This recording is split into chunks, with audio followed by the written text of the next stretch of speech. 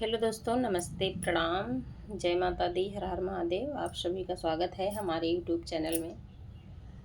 मैं एक सोहर गीत डालने चल रही हूँ, आप लोग सुनिएगा और कमेंट बॉक्स में अपनी राय ज़रूर देना और कहाँ से हैं आप लोग देख रहे हैं ये भी बताना। धन्यवाद।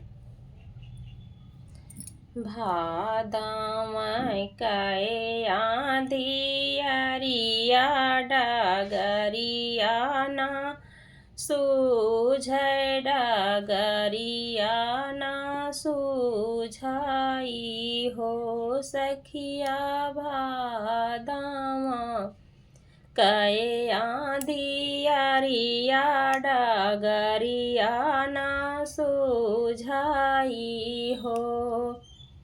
रामा जलिया के बिचवा धीरतिया कन्हैया जा नम लिहल न हो। रामा जलिया के बिचवा धीरतिया कन्हैया जा नम लिहल न हो। देवकी मगन मगन मन भैली ललन मुख चुमाई ललन मुख चुमाई हो। रामा देखी देखी मोहिनी मूरतिया नया नया सुढुराई हो। रामा देखी देखी मोहनी मूरतिया नया नया सुडुराई हो। कंसाया धर्मिनी हृदया दरदिया न जानै बनलवा कसाई हो। राम कंसाया धर्मिनी हृदया दरदिया न जानै बनलवा कसाई हो।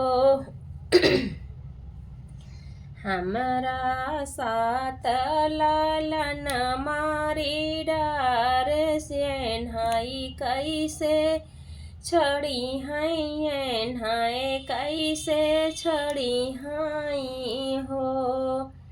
खुली हाथ कई हाथ कड़िया पैर कई बेड़ियाई हो।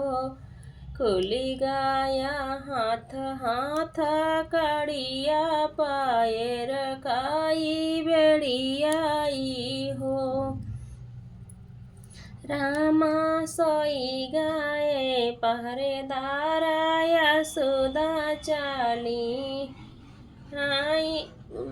सोई गाए सब पहरेदार यशदेव चाले नंद गारा हो।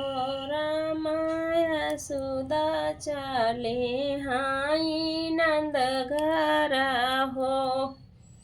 सुपवा में धारी ले कन्हैया की यमुना किनारे गाए हो। राम सुपवा में धर ले कन्हैया त यमुना किनारे गाए हो। रामा घिरियाए काली बदरिया गम जला बरसाई हो।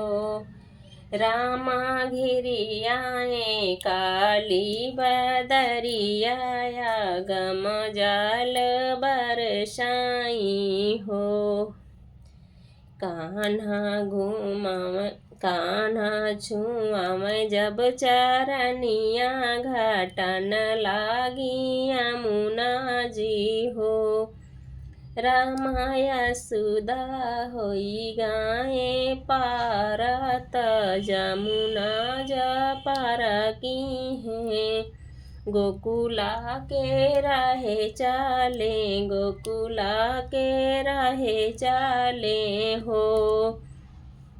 नंद भवन पहुँचा माई फिर लौटियायनी हो।